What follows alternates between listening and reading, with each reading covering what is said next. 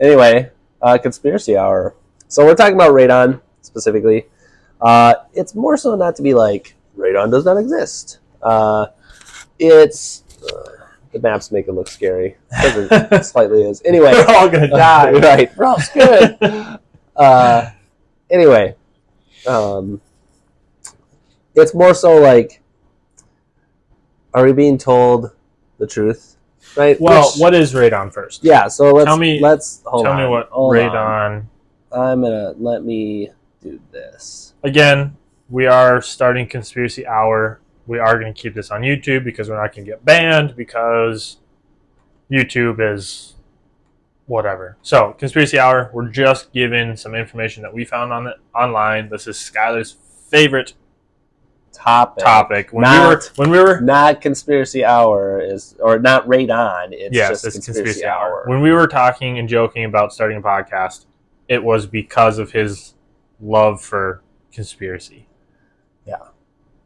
I guess I can't really say love. I'm not like just the enjoyment. Crazy person, but well, you're not wearing an aluminum hat, so you don't have to worry about that. So okay, so hold on, radon. This is from the WHO. So if you want to go look it up, you can at who.int/. No, I'm not gonna read the whole thing.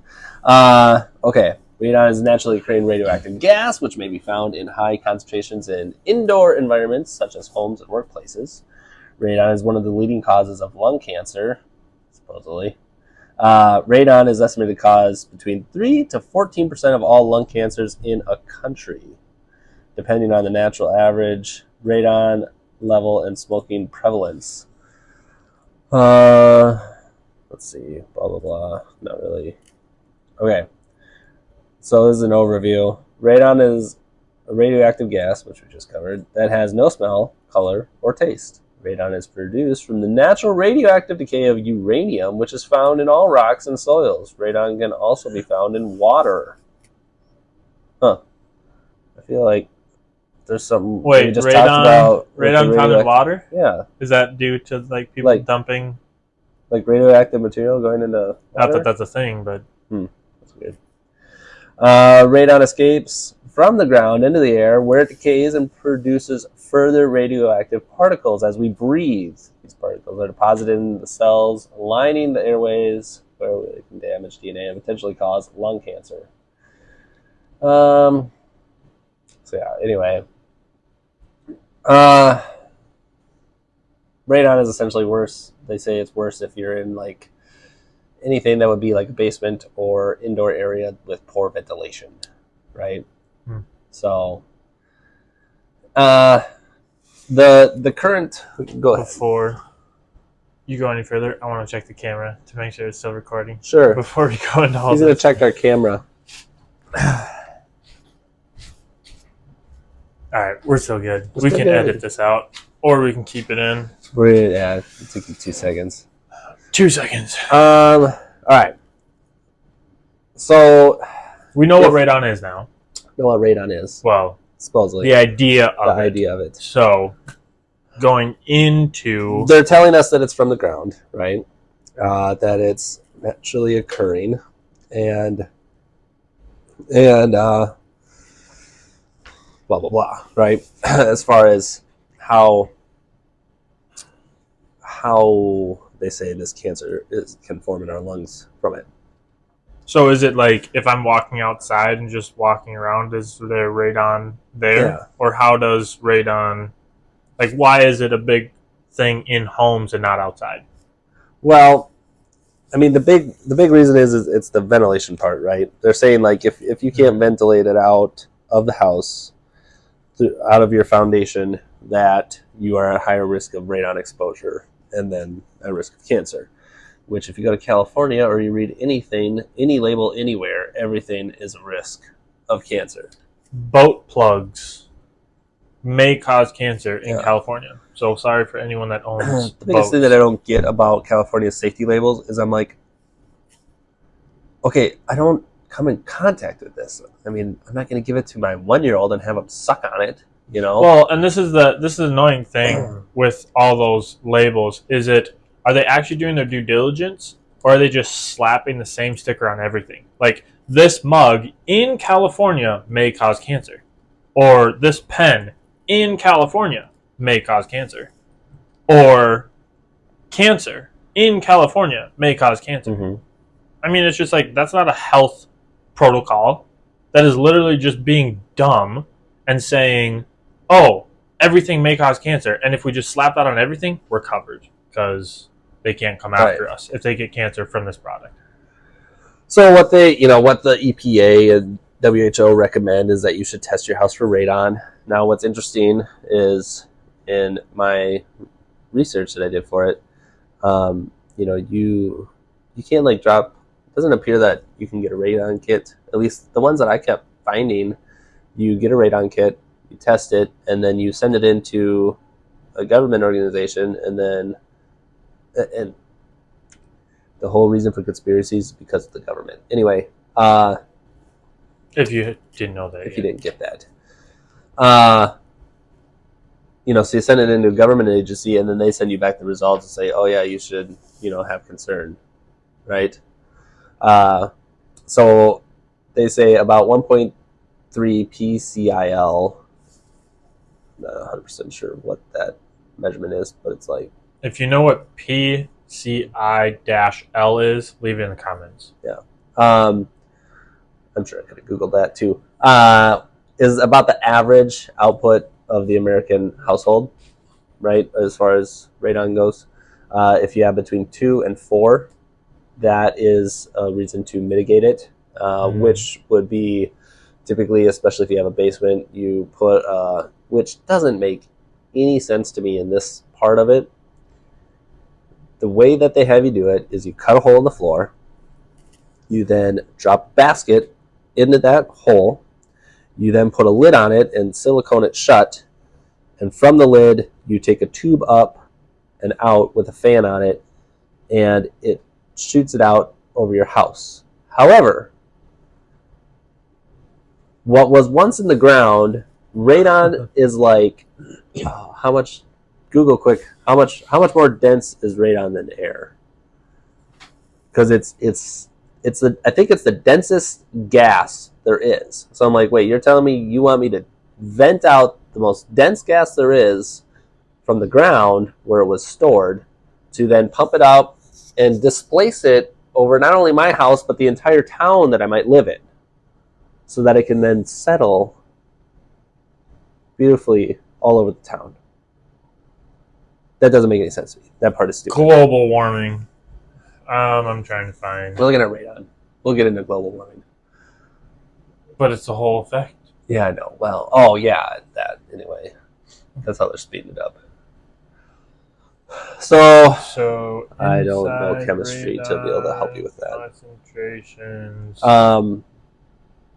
So anyway, that's the whole idea of it. They want you to displace it. I'll get you the answer. You keep. So a big part that I found is, in doing this, I came across these maps, right? So we'll start with this one here. If you're looking at the TV, pull this up. This is the EPA map of radon zones. So you can Google that. It's EPA map of radon zones. And you get this big map, and there's, zone road 1, 2, and 3. Red being the most concerning level, right? If you're in the Midwest, specifically if you're in Iowa, they would say you're totally screwed. Colorado's kind of got a weird thing. Wyoming's not super great. You got North Dakota's pretty much all red as well. But what I found a little weird was some of the way the map was laid out as far as the reds, because I'm like, why has California got like 2 counties over here that are red? And then I was like, I wonder. So then, where's my mouse? So then I went and I searched power plants, nuclear power plants in America, and they're missing one on the map actually. At least for sure one. There could be more. But I was like, that's weird. Why does this map, at least in lots of it, because they're also missing a huge part of the nuclear missile silos, that obviously we don't really want listed for certain reasons. But right over here, that county that was in the red for California, that's their nuclear power plant over here. Up here, I know that in Minnesota, they got a nuclear power plant that's right up here, over here-ish area. And that's obviously not listed. Iowa, I mean, and these are all different facilities. Like, I don't know if I got it all to give you all the examples. Certain ones are nuclear test sites. Certain ones are a lot of these, I believe, here, where they got the goofy looking nuclear fusion looking thing. That is like uranium mining stuff, right? So you're stirring up dirt and putting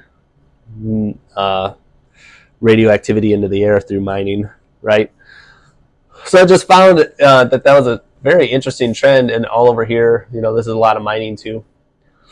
And then some of them are factories for putting weapon systems together, enriching it for nuclear power plants, different things. I just found it interesting. We look at how much activity of different things there is here, and a lot of it matches up with a lot of what's here. Colorado has a lot of that red, and up here you kind of see that there. And then, like I said, the one little red spot here is over there in California. But the thing that, like we had read where it's in water, I know there's one up in Minnesota that they don't have marked here because there's one up there in Monticello. And Google that quick, Monticello radioactive water leak. It was last year, I believe it was last fall, they had Malachi, pull it up, a huge radioactive tank leak that was, how many thousands of gallons there, Malachi? 400,000. 400,000 gallons. And it's right on the Mississippi River. Now that's not like the biggest river that goes into the... Yeah, not like one that would go to the ocean. Throughout our whole country. Yeah. Whew, that would be bad. Anyway, they tell us that nothing got into the river. We're safe. I'm like, where does 400,000 gallons find a place to go? If it didn't go in the river, great. But I'm sure it went into the ground. It was all drank by the Monticellians. Yes. So if you live in Monticello, everyone in that town, if you live there, thank you so much for drinking 400 gallons of water for us. So anyway, there's some of that where I'm like, okay, we got all this stuff that would cause radio, and I have reserved thoughts too. Like nuclear power is arguably certainly better than what I would say solar or wind is. We live in wind tower country. That should be a whole other thing that we should talk about, is how stupid wind power is. That makes no sense. Anyway, so it just, when you look at these two maps and we have nuclear activity from this, and then it matches up with this, and then they're like, oh, and so as far as that goes, right, there's this guy called Stanley Latras. Anyway, where a lot of this radon concern came to be was in the 80s. He was working, and this is what's interesting too. When you Google it, there are states. Each state has their own radon website that you can go to educate yourself, right? And when you go onto each of their websites, not one of them has the same matching story for this guy. Of how radon works? Yeah, how radon was essentially come to be found, right? So he was an engineer at a nuclear power plant in Pennsylvania, okay, in the 80s. Now, what's weird is some of the stories that I found will say he worked at a nuclear power plant that was being newly constructed, and they had radon sensors up. So I'm like, well, I guess it's kind of like putting lights in you're not going to work on something without lights. But I just find it weird that I'm like, why were the radon sensors even on? Because they're saying it's being newly constructed and radioactive material wasn't even there yet. So I'm kind of like, well, then why were the sensors on if there was no? So this is because they would have to go. else's. They had to go through daily. This is a checkpoint they had to go through daily. So I'm like, why are you testing them for radon, radioactivity at all if there's no radioactivity on site, right? But they had to be checked daily. So that makes no sense, right? But then the next story just says he worked at a nuclear facility and would go through these checkpoints, right? And even the CDC site doesn't specify whether there was radioactivity at the site or not, right? And so anyway, he set off these alarms for high amounts of radioactivity. And then they supposedly, they go to his home, they find that his home and a couple homes near it had radioactivity or radon in the basement or in the house. And so they had to mitigate it and everything there. And that, I'm just like, okay, so one, there's no clear answer as far as was there radioactivity on the site or not, because depending on what story you click on, you get two different completely opposing views, right? I don't know why you would screw that up. And then two, I'm like, if there was radioactivity on the site, is that concern? Because if this is in the 80s, were they not taking proper precautions, and were they just dispersing radioactivity into the ground, and all of a sudden it's seeping up in these people's houses because they're like, well, we need a place for this excess material to go, because they have to dump. I mean, just like you read with the Japan thing, they have to at some point, they have these pools and these ponds, they're supposed to treat it. Yeah, and eventually they got to dump it. Like, I think Monticello technically will dump into the Mississippi, but they have to have certain treatments to reduce radioactivity. They're filtering it. They're treating it. Supposedly. It's like, well, it's radiation. Yeah. How can you... Yeah. Yep. Just a quick thing you wanted that answer. The radon density, again, I don't know what kg-m3 is, but I guess it's density, a way to measure it, is 9.73. Okay. Air is 1.2. Yeah. So again, you're gonna shoot all this radioactive, and then it's falling on your house.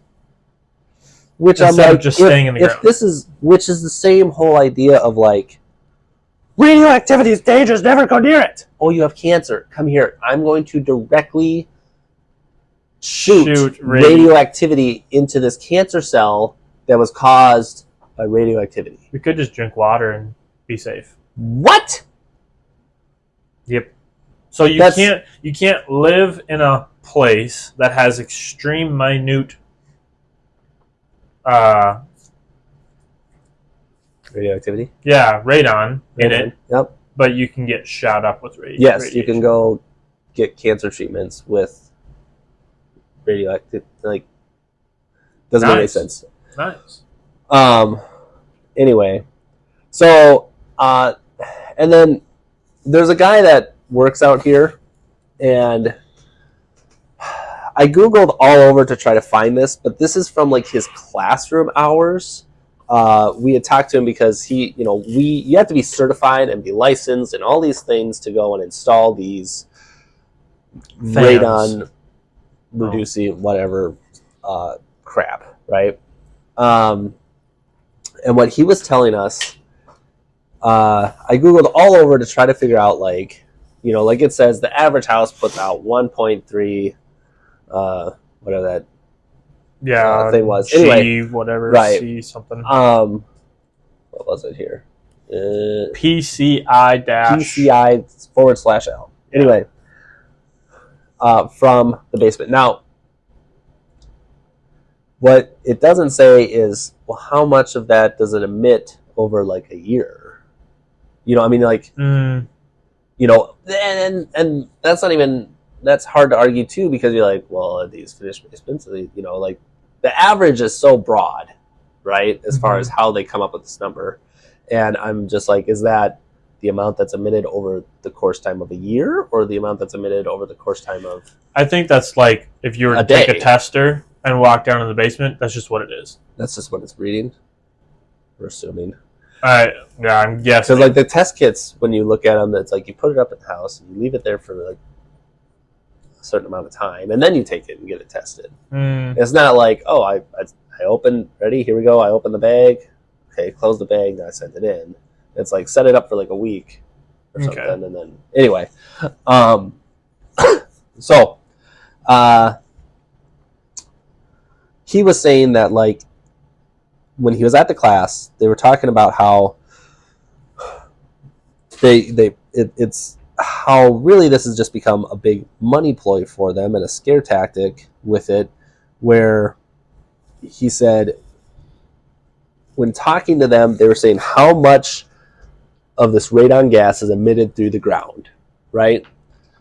And specifically in basements. Right. He's like, for like a basement home that is not like a dirt floor, poor kind, essentially your basement, right? He's like, it emits such a small amount that there's literally no reason for concern, but their test results from it would somehow say, like, yes, there's reason for concern. He's like, but then when we go install a system, we face actually more exposure. The exposure that we face just from digging that hole in the ground is significantly greater. Like disturbing the ground in your basement or in your foundation is actually like a worse thing to do in a certain sense because of the amount of radon that you can produce out of that. So I don't know. There's so much more a person can go look at with it, but I just start to question, like, one, if you look at, again, like these maps, and you're like, okay, we have a ton of what you would argue like radioactive activity from mining, from power plants, from everything, right? Which a lot of it starts to seem to coordinate. Because like I said, with the missile silo stuff, I don't know as far as all of that, but it just went away. All of North Dakota there, right? I mean, we know that that's full of missile fields, and same with Montana. And I don't know as far as like if they have storage facilities as far as tearing down old weapon systems, but they're not going to list that. Well, yeah, because right? you don't want everyone to know. But everyone knows that they're there. They just, as far as where they are specifically, you just got to drive around until some army vehicle shows up and asks you why you're in the area. Then you're in the area. Anyway, but big thing is, going back to that guy that you were talking with, you had told me something about like a 4x4 section in your basement. Yep. And how it's like, okay, so obviously he's going in and he's digging this hole to put this whole system in. Yeah. And so it's because radon is the breaking down of a material. Rocks, whatever is what they say. And so he's digging it up, he's stirring it up, getting it into the air, he's getting exposed to it. He was saying, like, in this situation, if you were to cut out a 4x4 section in your concrete, right? Yep. Pull that out, not disturb the soil. You're taking the concrete out, leaving it exposed to the dirt. And he was saying, like, if you lay down in it, or if you sleep in it every night for the rest of your life, you would barely get enough exposure to equal that of, like, someone who smokes daily. Yeah. Kind of thing. And so this is a guy who has studied it, done the class. He thinks it's a whole. He was questioning the teachers in the class, like, what, but as far as like their numbers, and they're like, look, we're just giving you the information as far as like a sell point. And that right there goes to show you, this goes into everything. You ask this person, I'm the person installing it, and you go ask the teacher and say, why am I doing this? And they're like, this is just what we're told to teach you. Who the crap is telling them what to do? So if you really wanted to know, that teacher can go ask them and be like, hey, why am I only allowed to teach this stuff? Well, most likely it's this. Well, this is all that we can say at this point to not scare people, to cover things up, to whatever it may be. This is just all we might have. Yeah. Or it's just, I don't know, it's just what was always talked about. Mm-hmm. You know, something ticked a meter way back in the day, and they're like, and blew up on it, went crazy wild on, we don't know what this is, which is totally fine. That's a safe thing to do. If you don't know what it is, take extreme precautions to it. But then as they were doing the research, it's like, oh, it's actually not that bad. But government comes in and says, no. Keep it going. We could turn this into something. We could sell radon tests. We can, charge people to come in and test things. We can set up a new system. Yeah, and so it's like, okay, so now we're sending in, again, we're just theorizing here. We send in my radon test into the government, and they're like, all right, how many have I gotten? 14? Well, this is number 15, so yep, you have it. Yeah. Well, and again, so let's just pretend for a minute radon's totally legit, right? The gas itself is real, and it is a reason for concern, right? So my question is, like, with just some of it, when you look at these two maps, I'm like, is it, how naturally occurring is it? Or are we being exposed to it more through some of our own means, right? And two, whether it's good or bad. If it is that dangerous and we need to get it out of our house, why is the method taking a gas that is, 8 times denser than air, going and dumping it over the roof of our house to then just have it settle on top of our house? Why is that the approach? Why is it not spit it out directly, shoot it out into the ground away from the house, or just like if you have, just do a better job of sealing the house so that it doesn't rise up? Because they don't know how or what but that goes into why we're talking about it. Yeah. If it's as scary as it is, then 1, no more basements. Yeah. Period. And 2, it's like you can't go outside your home, because what this dangerous gas is they're pushing it up, falls down, you go outside with the little ones, wife, whatever. Nope. And then it's just spit right over you, because they're doing it because they don't, either it's fake and it doesn't actually hurt you, so it's just, oh, we're gonna pump this out of your house and throw it over you instead. Thanks. Yeah. Or the wind's gonna blow it to my neighbor. Yeah. I mean, so to me it's just one of those, like, if this was really what they say it is, wouldn't it be, like you're saying, like it pumps through like a filter even. Right. One would think you would have a better way to handle it. You would have a better way to suppress it as compared to further exposing it to everyone. Yeah. So it's just one of those, you think about it, I mean, going into COVID, because obviously we're coming out of it, we're still in it, or it's coming back, whatever. It was one of those masks and don't go outside and all this kind of stuff. But then you pick up your phone and you're like, oh, hey, Skyler, I'm all masked up. Look at this, what I've shown you. And then he's touching it. Or you're touching doorknobs. Or you're touching and then you get home, you take the mask off and you're touching your face. And it's just like, I mean, they would take silverware away or like straws or whatever. And yet you can still, I mean, it's just, it's one of those, if it's really as scary as they say it is, we're not really thinking about the procedure to keep people safe. Right. Yeah. And I'm not saying we should have been locked in our homes because it's stupid. Yeah. And I'm not saying radon isn't real. It very well could be. I just don't. When you look at the measures in the way that they're trying to prevent it and the way that they say that we're exposed to it, it's like, this is weird, that's weird. And then our mitigation system makes no sense when you have something 8 times denser than air that you're throwing at it, up into the air over your house. Yep. I'm like, that makes no sense.